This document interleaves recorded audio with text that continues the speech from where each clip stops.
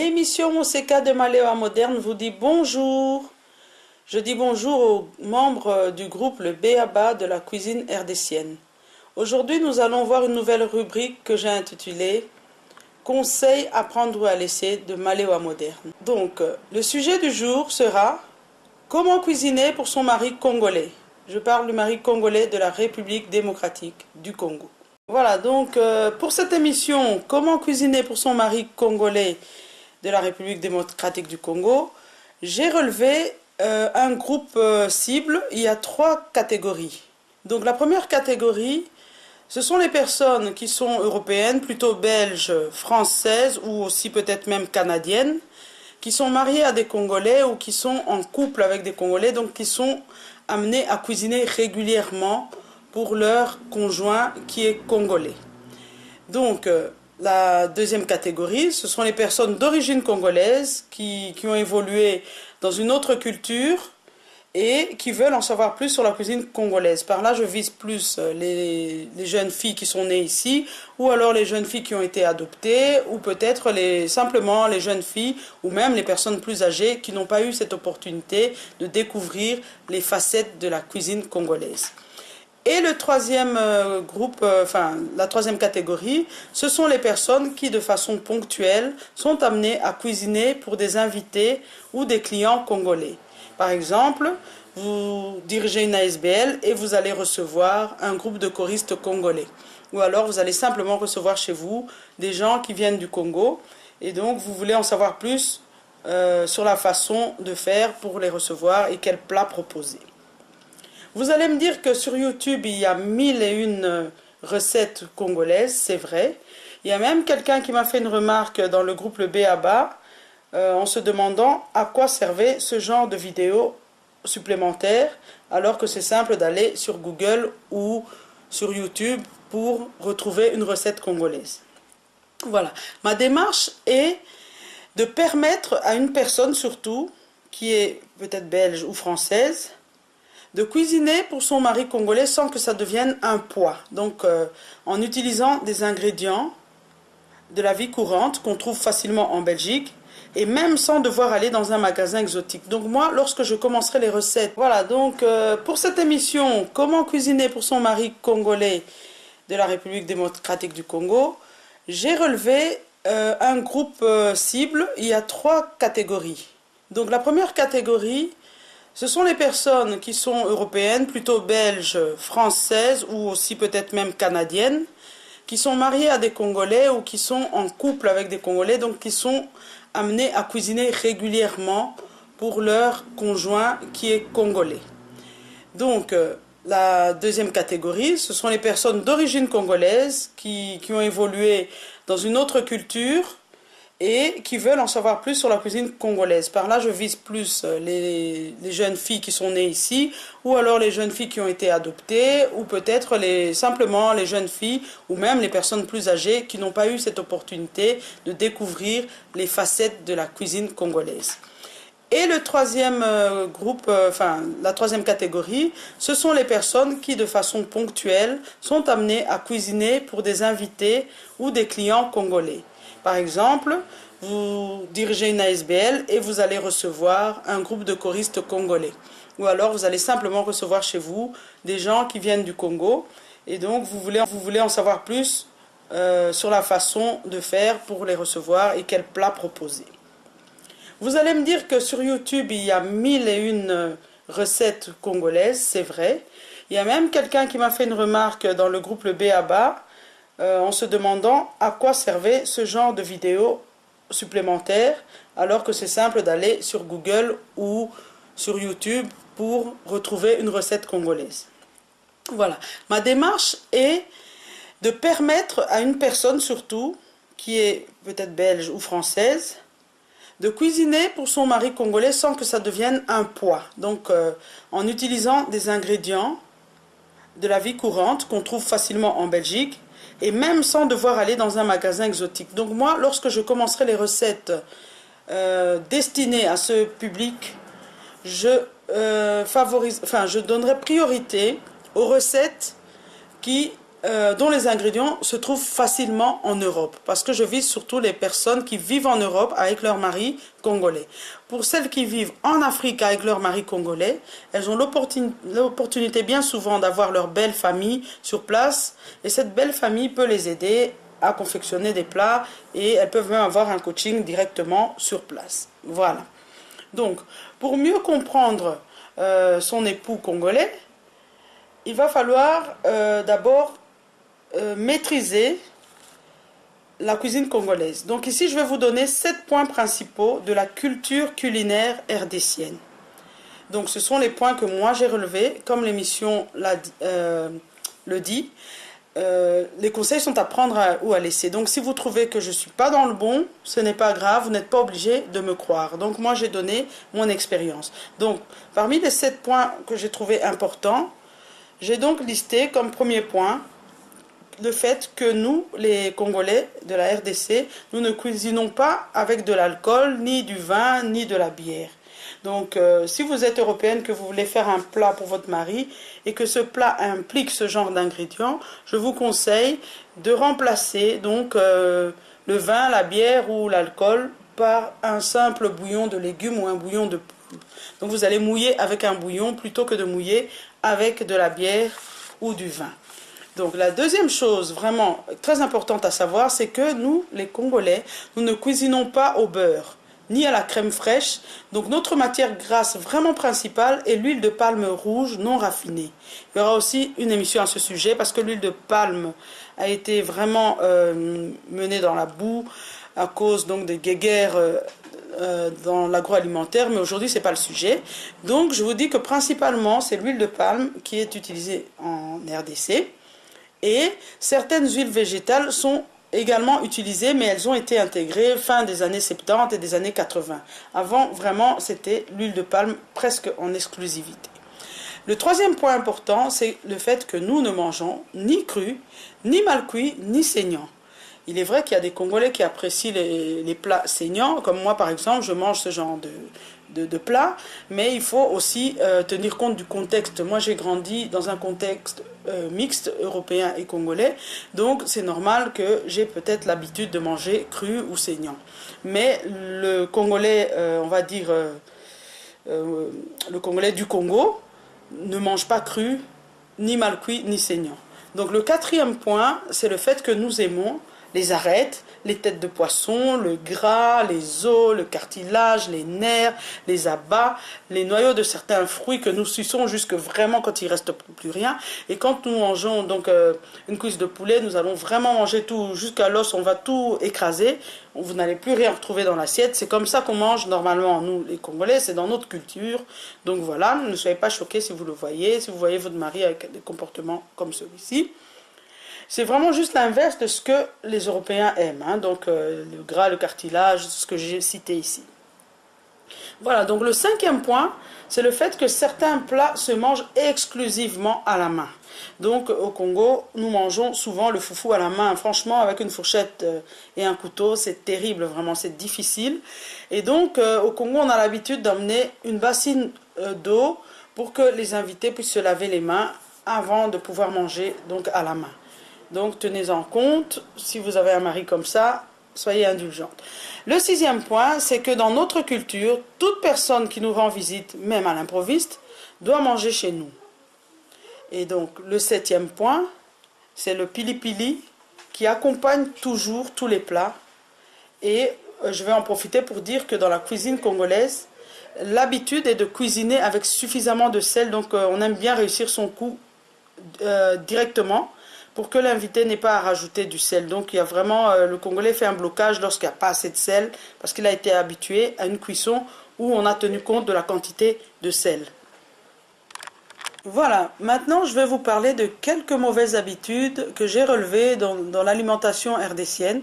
Donc ce sont des réalités, hein. Étant donné que je suis congolaise, j'ai quand même une vision de ces réalités. Donc voilà ce que je peux vous dire. C'est que le Congolais a été habitué. Là, je parle du Congolais moyen, donc monsieur et madame tout le monde. Je ne parle pas de ceux qui avaient peut-être des moyens qui permettaient donc une alimentation différente. Mais on va prendre, pour exemple, monsieur et madame tout le monde. Donc le Congolais était habitué à consommer des additifs et des colorants, notamment dans les boissons sucrées. Donc un Congolais a connu au Congo une boisson qu'on appelle le Vitalo, qui est très rouge. Il y a aussi le Fanta qui se vend en Afrique, il est très orange.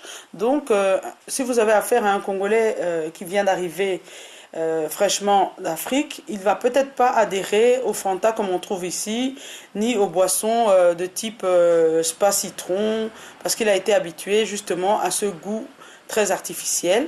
Donc, dans les mauvaises habitudes, il y a aussi une forte consommation des produits transformés, donc des boîtes de conserve qui ont été utilisées à outrance au Congo, parce que c'était moins cher et parce que parfois on aime bien ce qui vient d'ailleurs que du Congo.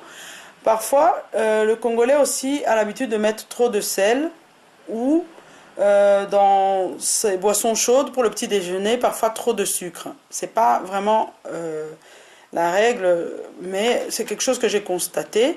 Le Congolais a bien souvent été habitué à consommer du lait en poudre, donc peut-être que là où il était au Congo, il n'a jamais vu du lait comme on en vend ici, liquide directement. Donc ça, c'est des petites choses que vous pourrez rencontrer qui veut absolument son thé avec du lait en poudre. C'est par habitude, mais vous devrez lui dire gentiment que voilà, c'est pour une raison de conservation que ce type de lait était vendu en Afrique. Maintenant, ici, tu as la possibilité d'avoir le lait conditionné autrement. Voilà.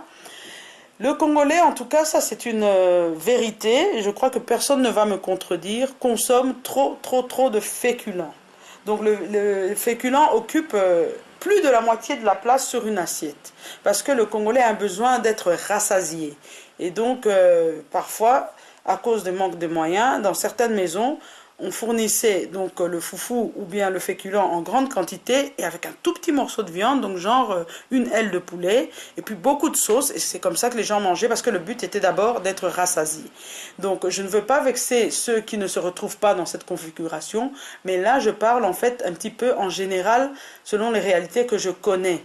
Voilà, donc souvent le Congolais consomme trop de féculents, donc si vous voulez maintenant lui faire revenir à une alimentation plus équilibrée, il faut y aller mollo, sans le frustrer, sans pointer du doigt, tiens, vous les Congolais, vous mangez trop de féculents, il faut aller mollo. Donc je donnerai aussi dans d'autres vidéos les astuces pour pouvoir convaincre votre mari ou votre ami congolais pour son alimentation. Donc les Congolais aussi ont parfois l'habitude de manger trop gras.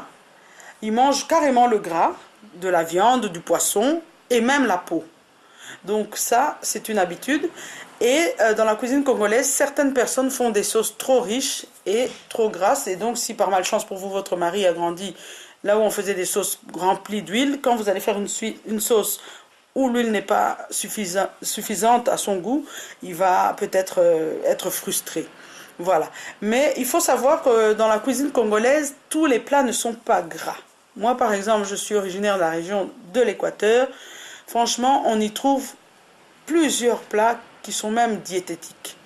Et d'ailleurs, dans beaucoup d'autres régions aussi du Congo, on a plein de plats qui sont diététiques, notamment les maboké. Normalement, les maboké ne se faisaient pas avec rajout d'huile. On peut en mettre, et même si on en met, c'est vraiment très peu. Et le mode de cuisson était aussi favorable. Il y a beaucoup de régions où on cuisine à la vapeur au Congo. Donc il ne faut pas se focaliser sur ce que vous voyez. Ça, c'est une vague qui est arrivée dans la capitale, parce que la cuisine congolaise a été influencée par les étrangers qui venaient au Congo. On a été influencé par la cuisine belge, donc on a hérité de certains plats comme les boulettes à la sauce tomate que nous avons modifié à notre sauce, mais à la base c'est un plat belge. Les beignets, comme les Congolais font, à la base c'est quelque chose que les Belges faisaient et nous on a gardé. Également les galettes, certaines galettes c'est la déviation des recettes des gaufres de Bruxelles ou gaufres de Liège qui sont devenues des galettes. Ça je le sais parce que j'ai fréquenté des anciens colons qui m'ont un petit peu raconté comment ça se passait là-bas. Quand ils allaient au Congo, ils demandaient à leurs domestiques, par exemple, de leur faire tel plat. Et puis après, le plat devenait populaire. Donc ça, c'est un petit peu des informations que j'ai eues grâce à des personnes que j'ai fréquentées. Donc c'est elles qui m'ont transmis ces informations-là. Donc maintenant, c'est à prendre ou à laisser. Voilà. Donc, il est vrai que parfois, on peut cuisiner quelque chose de vraiment trop gras et il ne faut pas se dire que dans la cuisine congolaise, il n'y a que du gras. Maintenant, pour cuisiner pour son mari congolais, il faut au préalable se renseigner sur le contexte culinaire dans lequel il a grandi. Et puis, il faut d'abord savoir, est-ce que c'est un Congolais qui vient d'arriver du Congo? Est-ce que c'est un Congolais qui est en Europe depuis trop peu de temps que pour déjà passer directement à l'alimentation européenne en exclusivité? Mais il faut savoir que ce soit pour un Congolais ou pour même un Européen, si vous vous trouvez en dehors de votre pays, vous allez avoir le mal du pays. Et par la nourriture, vous allez pouvoir vous sentir, comment dire, vous allez avoir une nostalgie qui va vous rappeler les saveurs de ce que faisait votre maman. Donc c'est très important, lorsque vous avez comme conjoint quelqu'un qui n'est pas du même pays que vous et que vous avez l'avantage d'être dans votre propre pays, de compenser au moins en lui faisant de temps en temps son plat préféré ou un plat qui ressemble plus ou moins à ce qu'il avait l'habitude de prendre. Donc, je vais vous faire revenir aussi dans le contexte du mari au Congo. Au Congo, en fait, un homme marié a le privilège d'être servi d'une certaine manière par son épouse. Là, je parle de la généralité de ce qui se faisait et ce qui se fait encore actuellement. Mais maintenant, avec la crise et certaines choses, ça a dû être adapté. Mais je fréquente encore actuellement des personnes, même dans le groupe Le B.A.B.A, je vois régulièrement des personnes poster la table prévue pour leur mari. Donc le mari congolais est habituellement servi comme un roi. Et donc souvent, on lui propose plusieurs variétés. C'est rare qu'on serve à son mari juste du poulet et du riz. On peut trouver du poulet, du riz, peut-être encore des légumes, et peut-être encore une deuxième sorte de viande, ça dépend un petit peu du budget, mais le mari congolais a été habitué à être servi avec de la variété. Et en passant, je voudrais dire que le Congolais est hyper fan de la diversité. Il aime bien qu'on lui propose plusieurs choix. Le Congolais fait un blocage lorsque vous lui mettez une présentation sur assiette et que vous avez déjà décidé qu'il va manger du canard ou qu'il va manger je ne sais pas quoi. Il préfère choisir, passer devant un buffet et choisir lui-même ce qu'il va manger.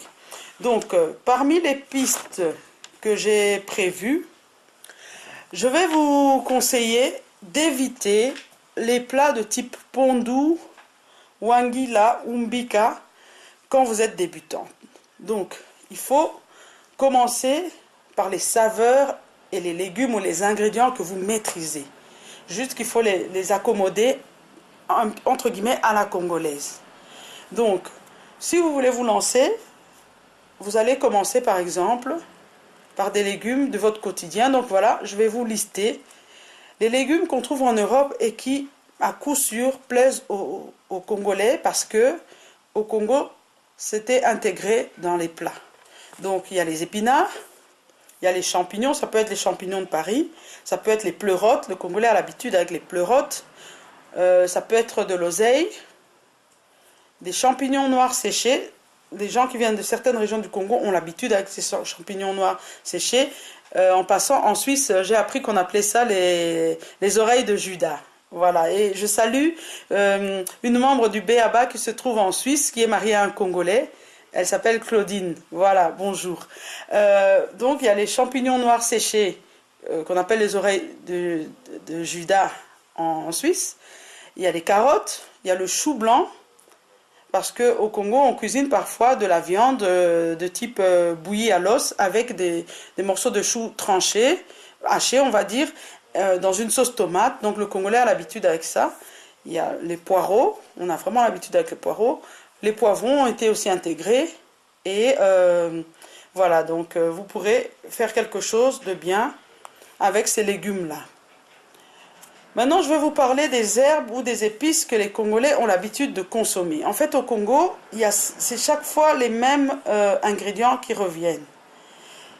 Donc, la noix de muscade, c'est vraiment quelque chose que tous les Congolais ont l'habitude de consommer dans la nourriture. Vous avez aussi les jeunes oignons, vous avez la ciboulette, les feuilles de laurier. Ça, c'est vraiment l'herbe par excellence qui est vraiment utilisée au Congo, presque dans tout. L'ail, le poivre, parce qu'il y a certaines régions du Congo qui utilisent du poivre noir, voire même du poivre vert. le gingembre et le curcuma, parce que le curcuma aussi est connu au Congo. En Swahili, je pense que ça s'appelle manjano ou quelque chose comme ça. En lingala, je ne sais pas trop bien, mais le curcuma, ça pousse au Congo, c'est connu au Congo. Voilà. Donc il y a des gens qui font du riz jaune au curcuma, mais peut-être qu'ils ne connaissent pas le nom. Voilà, c'est pas un truc inconnu. Surtout dans les régions du Kivu, par là, il y a beaucoup de recettes comme ça. Donc, ce que vous devez éviter, quand vous avez surtout un Congolais qui vient d'arriver récemment d'Afrique, évitez le thym. Les herbes de Provence, le clou de girofle, le cumin, coriandre. Donc, n'allez pas dans des saveurs un peu trop, comment dire, qui vont faire un choc culturel, culinaire. Donc, il faut aller mollo mollo, peut-être lui faire goûter. Tiens, chérie, aujourd'hui, je voudrais te faire goûter ma côte de porc au thym. Et vous verrez bien s'il adhère ou pas. Hein. Donc ça sert à rien de forcer. Je crois que c'est pareil pour un Européen qui n'a jamais mangé avec des plats qui contiennent du gingembre. Et tout d'un coup, on met du gingembre dans tout. Ça ne va pas le faire. Voilà. Donc, maintenant, il faut savoir que d'un mari à l'autre, le comportement ne va pas être le même. Il y a certains qui sont vraiment radicaux. Moi, j'ai même des cousins comme ça qui disent que l'intégration, on s'intègre dans tout, sauf dans la nourriture, il ne faut pas pousser. Donc, voilà. Et puis, il y a ceux qui sont ouverts. Moi, par exemple, mon mari est congolais. Il a aussi grandi en Afrique, on va dire, mais il est ouvert à tout. Il mange des plats belges, il mange des plats congolais. Mais je tiens compte des saveurs qu'il aime. Il aime ce qui est acidulé, comme le ngaï. Donc, même dans les trucs européens, je l'emmène dans les trucs acidulés. Il aime ce qui est amer. Il aime l'amertume. Donc, par exemple, je lui donne des chicons. Hein. En France, on appelle ça des endives. Parce qu'il aime le bilolo, ce genre de légumes. Donc ça, c'est une parenthèse. Vous devez vraiment cerner ce qu'aime votre mari. Voilà, maintenant, je vais un petit peu parler des féculents.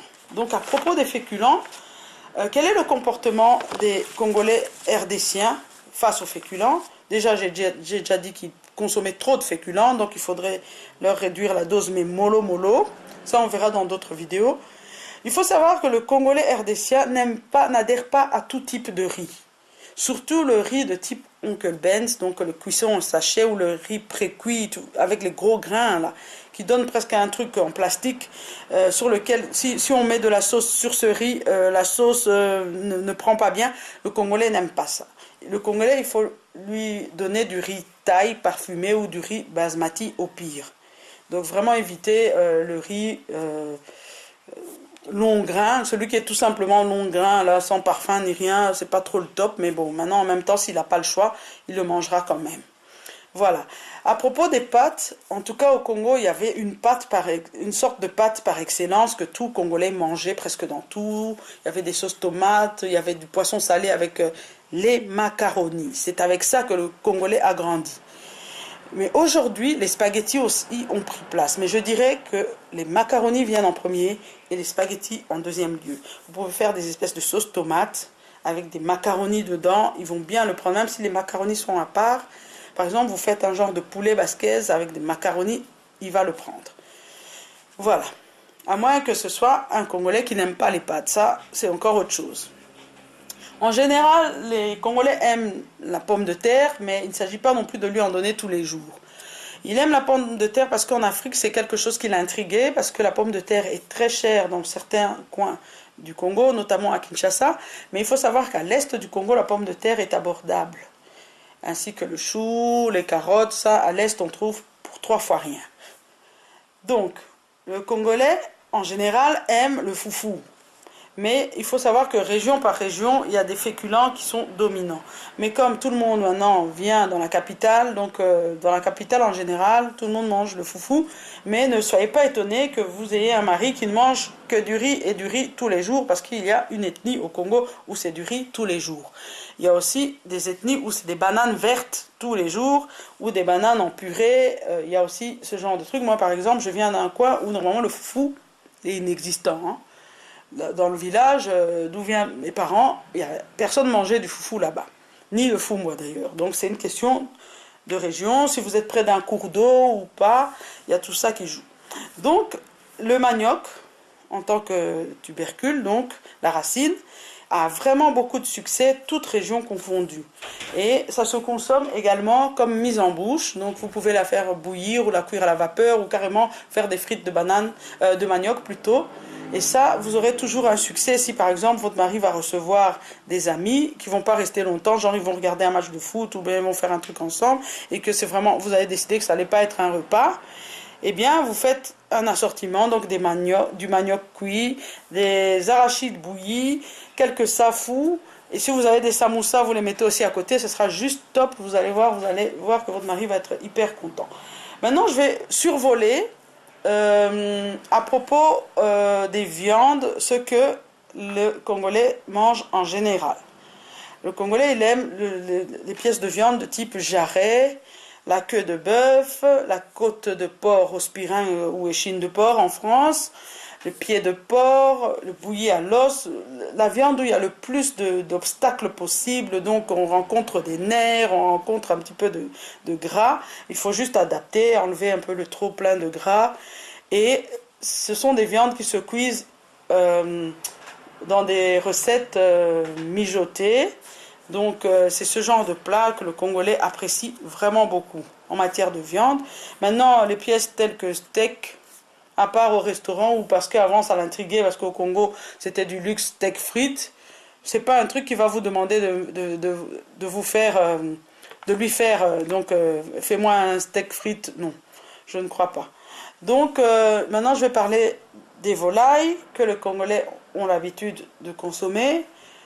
La volaille par excellence, vraiment c'est récurrent, c'est la poule à bouillir. Pour moi personnellement, je n'aime pas surtout celle qui est industrielle, vendue dans du sachet plastique congelé, je n'aime vraiment pas. Et ça c'est quelque chose qu'on a du mal à faire oublier aux Congolais. Par contre, si je dois faire de la poule à bouillir, j'achète un poulet fermier ou une poule, mais je veux pas qu'elle soit congelée en fait. Donc vous serez amené à faire des plats avec la poule à bouillir parce que le Congolais il aime pas le poulet rôti, le poulet tendre. C'est pas tous les Congolais qui aiment ça. Donc vous ne soyez pas étonnés, c'est pour vous coacher, pour que vous puissiez mieux cerner la mentalité. Le Congolais aime les ailes de poulet, les cuisses de poulet. Ce que le Congolais aime moins, c'est le blanc de poulet. Sauf les Congolais qui sont au régime ou qui ont eu affaire à une diététicienne ou qui sont suivis pour une maladie, le diabète, le problème de cholestérol ou que sais-je. Mais en général, le Congolais n'aime pas ce qui est sec. Le blanc de poulet, vous le gardez. Si vous cuisez un poulet, coupez le blanc, gardez-le pour vous et refilez tout le reste à votre mari, même le dos, il va manger. Maintenant, les poissons, il faut savoir que naturellement, le Congolais a une préférence pour les poissons qu'on trouve dans les eaux du Congo, donc les mêmes en quelque sorte, mais c'est vrai qu'ils n'ont pas le même goût, mais bon, ça reste le même poisson. Il faut savoir qu'au Congo, nous avons l'océan, nous avons le fleuve, nous avons des lacs, donc on a des poissons d'eau douce, on a des poissons de mer. Je tiens même à informer même les jeunes Congolais qu'au Congo, nous avons des huîtres, nous avons du crabe, des crevettes, tout ce que vous connaissez comme fruits de mer, ça se trouve du côté de Matadi. Vous pouvez regarder des reportages sur YouTube, vous allez voir la ville de Matadi, vous allez voir Boma, et on va vous montrer des gens qui vendent au marché des huîtres, ils vendent tous ces fruits de mer. Donc si vous avez affaire à un Congolais qui vient de Matadi, eh ben, vous voulez lui faire plaisir, des crevettes, des scampis, vous cuisez ça à l'ail avec un petit peu de piment, vous allez voir comment il va être content.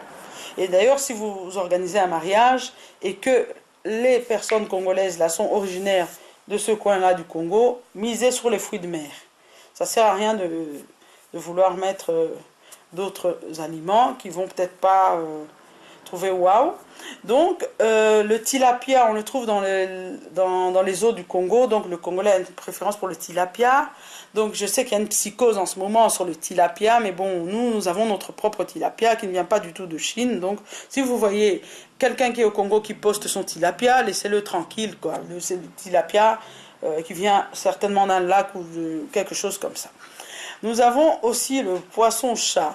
C'est vraiment pas le même qu'ici, mais nous en avons en abondance. Donc c'est pour ça que le Congolais va être attiré par le poisson-chat. Nous avons le Pangasus. Il n'est pas tout à fait le même. Nous avons aussi un poisson qui... Nous avons les dorades et un poisson qui ressemble un petit peu au rouget. Ce poisson, on l'appelle makoko au Congo. Et voilà, il y a un type de rouget qui ressemble au makoko. Donc, il y a certains Congolais qui vont aimer. Nous avons la carpe, que les Congolais apprécient beaucoup. Voilà, et surtout, nous avons la morue. Donc, bon, maintenant, par extension, on a aussi n'importe quel poisson salé que les Congolais consomment. Donc, il faut savoir que dans la cuisine congolaise plutôt, a été influencée par l'arrivée sur le territoire, donc des Sénégalais. Les Angolais avec qui nous avons une frontière ont eux-mêmes été influencés par la cuisine portugaise qu'ils ont ramené donc en Angola et de l'Angola quelque part donc dans la frontière vers le Bas-Congo avec l'Angola. Donc on a des gens qui vont être influencés, ils vont presque cuisiner comme des Portugais. Donc parfois moi je vois dans les groupes de cuisine, les gens sont étonnés, vous postez une soupe, ah ça c'est pas congolais. C'est vrai que c'est pas congolais, mais ça fait partie de notre patrimoine aujourd'hui. Il y a certaines soupes qu'on a héritées des anglophones. Il y a eu des gens du Ghana qui sont venus dans des missions pour l'ONU et qui nous ont laissé par exemple ce qu'on appelle aujourd'hui pepper soup. Les Congolais appellent ça pépé soup sans savoir ce que c'est, mais voilà, c'est pas un truc du tout congolais. C'était une façon de cuisiner où on mettait beaucoup de piment. Il faut savoir, ceux du Nigeria, du Ghana, ils consomment beaucoup de piment, encore pire que nous. Donc on a été influencés, on a gardé les noms qu'on utilise à tort et à travers, mais bon, moi j'ai quand même eu la grâce de parler, même avec mon beau-père qui m'a raconté des choses comme ça. Je vais faire une petite parenthèse, par exemple, ce que les Congolais appellent boulangeti. En fait, ça veut dire couverture, c'est blanket, c'est de l'anglais en fait. C'est mon beau-père qui m'avait vraiment coaché par rapport à tous ces mots qui ont été déformés, qui en réalité étaient des mots soit en anglais, soit en espagnol. Au Congo, pour le beurre, on dit mateka, mais c'est pas du tout du lingala, c'est pas une langue du Congo. C'est venu parce que on recevait du beurre qui venait peut-être d'Espagne ou du Portugal et c'était marqué dessus mateka, c'est devenu le nom du beurre. Voilà, donc il faut savoir que la cuisine congolaise a vraiment évolué avec l'influence des autres cultures. Les samoussas sont arrivés par les Indiens. On a eu des Indiens aussi au Congo, on a eu des Libanais, ils sont toujours là d'ailleurs. Hein. Donc au Congo, il y a même des Grecs, donc il y a certaines recettes qui sont arrivées grâce à l'arrivée des étrangers qui se sont installés ou qui sont venus en mission. Et voilà, aujourd'hui, le Congo a dans son alimentation des spécialités héritées des Chinois, parce qu'actuellement les Chinois sont vraiment au Congo. Voilà. Donc, en conclusion, pour ceux qui cuisinent pour leur mari congolais, je vous conseille donc, en attendant d'avoir maîtrisé vraiment la cuisine congolaise, de proposer des plats européens qui conviennent aux Congolais, comme le pot-au-feu à la queue de bœuf, la ratatouille à la niçoise, le riz sauté, les boulettes sauce tomate ou encore des papillotes de poisson. Donc, si vous n'avez vraiment pas le choix, vous pouvez faire une simple grillade que vous accompagnez avec soit une ratatouille, soit des épinards, mais ça je ferai des vidéos avec des modèles d'épinards qu'on peut faire.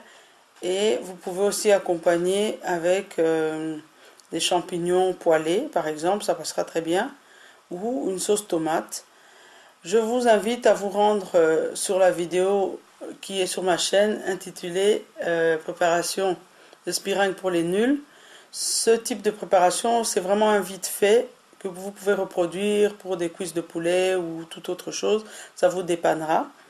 Donc pour que moi je puisse poursuivre cette série de conseils, on va dire, et que ça aboutisse à des recettes adaptées, donc à des personnes qui cuisinent en Europe pour des maris congolais, avec des ingrédients qu'on trouve en Europe facilement, sans passer nécessairement par des maisons exotiques, au cas où vous habitez dans un endroit où il n'y en a pas, tout simplement, et que vous puissiez au moins maintenir une alimentation qui va convenir à tout le monde, c'est-à-dire que même vous pourrez le manger, donc vous n'aurez pas à faire deux types de plats pour votre famille. Donc Pour cela, j'aurais besoin que vous mettiez en commentaire ce que vous pensez de cette vidéo et ce que vous aimeriez avoir comme recette adaptée. Et vous pouvez également me faire un message via mon Facebook Malewa Moderne. Vous pouvez aussi vous rendre sur ma page le B.A.B.A. de la cuisine rdcienne. Et dans cette page, il y a des albums avec les différentes recettes. Vous pouvez aussi trouver des recettes sur mon site internet www.malewamoderne.be. Et si vraiment vous êtes passionné, vous pouvez adhérer à un groupe Facebook que j'ai créé qui s'appelle le B.A.B.A. de la cuisine rdcienne. Donc je vais rapidement coacher aussi maintenant les personnes qui ne sont pas mariées à des Congolais mais qui sont appelées à cuisiner pour des groupes de Congolais. Donc je rappelle que vous ne devez pas vous hasarder à faire des plats typiquement congolais parce qu'en cas de loupage, vos invités risqueraient de ne pas manger. Lancez-vous dans des grillades en améliorant les assaisonnements, accompagnés avec des légumes que vous connaissez. À la limite, même avec une salade, ils seront très contents. Voilà. Je remercie certaines de mes élèves que je coach par WhatsApp qui ont été d'accord de me prêter leurs photos. Je remercie également les membres du groupe Le B.A.B.A. qui m'ont prêté des photos. Je remercie mon ami Makusa Bana Congo Vero Merveka qui m'a prêté des photos. Il y a certaines photos qui sont tirées du net. Donc pour celles-là, voilà, merci aussi aux auteurs inconnus. Et vraiment, de tout cœur à ceux qui m'ont prêté leurs photos, je dis merci.